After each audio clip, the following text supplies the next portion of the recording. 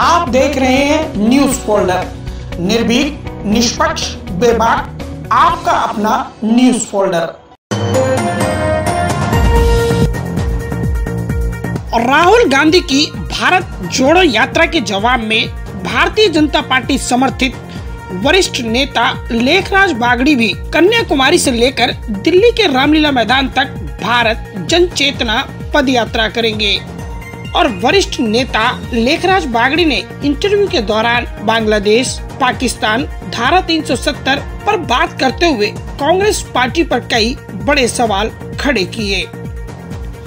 लेखराज बागड़ी ने कहा कि वह भारत जन चेतना पद यात्रा के माध्यम से लोगों को जागृत करेंगे और आने वाले दिनों में लोगों से अपील करेंगे कि वो भाजपा को समर्थन दे, क्योंकि उनका मानना है कि भाजपा के हाथों में देश सुरक्षित है। और उन्होंने लोगों से ये भी अपील की है कि ज्यादा से ज्यादा लोग उनकी इस भारत जन चेतना यात्रा से संपर्क करें और उसके साथ जुड़ने की कोशिश करें।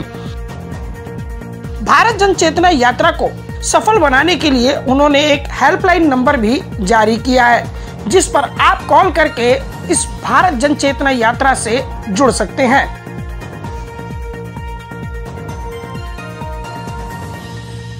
इस वक्त राजनीति की दिग्गज शख्सियत और एक पहचाना हुआ नाम लेखराज बागड़ी मेरे साथ मौजूद है। आपको बता दें कि आजकल एक यात्रा बड़ी चर्चा में है जिसका नाम है राहुल गांधी की भारत जोड़ो यात्रा। उसी को जवाब देने के लिए लेखराज बागड़ी की भारत जन चेतना यात्रा शुरू होगी, जो कन्याकुमारी से लेकर दिल्ली के रामलीला मैदान तक आएगी और 28 राज्यों से होते हुए कन्याकुमारी से शुरुआत करेंगे, अंत करेंगे दिल्ली के रामलीला के ऐतिहासिक मैदान पर, जहां इस यात्रा का समापन होगा। पूरी तरह से बीजेपी के समर्थन में रहेगी और क्या क्या होगा इसमें जानेंगे खुद लेखराज बागड़ी से। सर, बहुत बहुत स्वागत है आपका। किस तरह की यात्रा होगी ये? नमस्कार भाई साहब।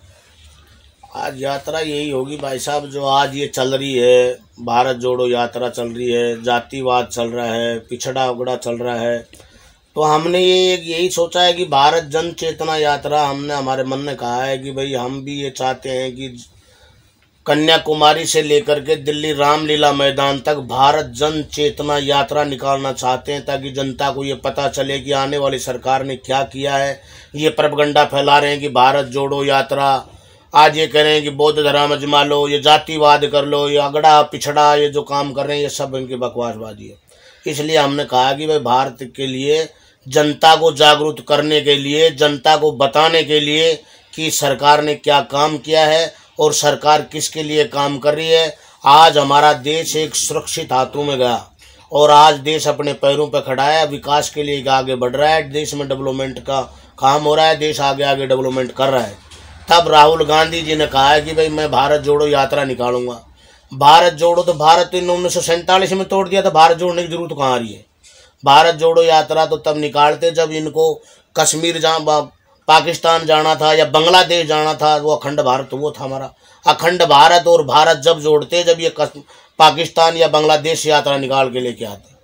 हम तो जन चेतना यात्रा निकालेंगे, हमें भारत जोड़ने की जरूरत नहीं, भारत पहले से जुड़ा हुआ है और भारत की जनता बखूब समझती है। मैं आपके चैनल के माध्यम से बता देना चाहता हूं कि भारत जोड़ने की ज़रूरत नहीं है, भारत पहले से जुड़ा हुआ है। भारत तो 1947 में इन्होंने तोड़ा था और नरेंद्र मोदी जी ने 2014 के अंदर धारा 370 हटा के भारत को एक सूत में पिरो दिया है, उसको जोड़ने की ज़रूरत नहीं है।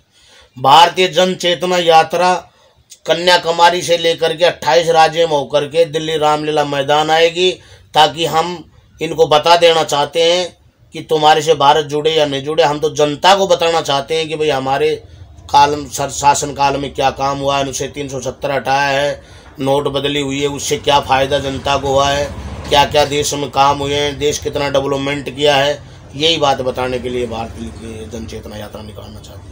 तो इसमें किस तरह स्थानीय लोग शामिल होंगे, क्योंकि आप इसके राष्ट्रीय संयोजक हैं, आपके पास इसका ब्लूप्रिंट है, कितने लोग शामिल होंगे और किस तरह आप अपील करना चाहेंगे हमारे चैनल के माध्यम से? देखो, कुछ लोग हम इसमें जुड़े हुए हैं, कुछ लोग इसके अंदर जुड़े हुए हैं, कुछ हमने स्क्रीन पे नंबर डाल दिए। और आदमी जोड़ने की, हमें भारत जोड़ने की जरूरत नहीं है, आदमी जोड़ने की हमें जरूरत कहाँ है।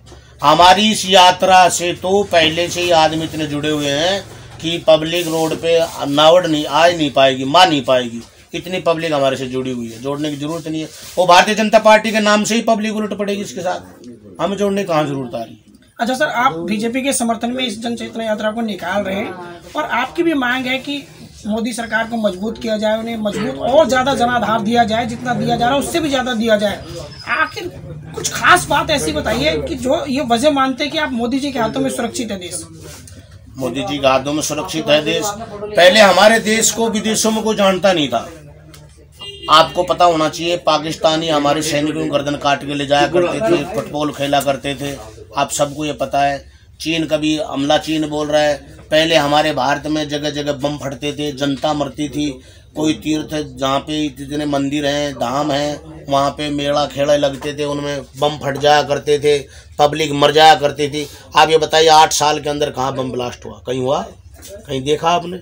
नहीं, पुलवामा जैसी स्थितियां हैं बीच में। पुलवामा में स्थिति ये है, वो पुलवामा का जवाब दिया ना हमने। पुलवामा जो घटना हुई है उसका जवाब तुरंत पुलवामा का जवाब दिया गया। उनको घर में घुस के मारा गया, अंदर जाके मारा गया। और यही मैं कहना चाहता हूं कि जन चेतना यात्रा का यही शब्द रहेगा कि कांग्रेस के घर में घुस के उन्हें ये बताना होगा कि राजनीति किसे कहते हैं। ये लोग राजनीति करते हैं, हम प्रजा सेवा करते हैं। तो ये थे लेखराज बागड़ी। पूरी तरह से इन्होंने मोदी सरकार के समर्थन में और जन चेतना यात्रा में क्या क्या रहेगा उसके बारे में बात की। बेबाकी से देखना दिलचस्प होगा कि एक मैराथन यात्रा है, ये 28 राज्यों से गुजरेगी और इसकी गूंज कैसी होगी ये वक्त बताएगा। लेकिन फिलहाल लेखराज बागड़ी के इरादे मजबूत हैं।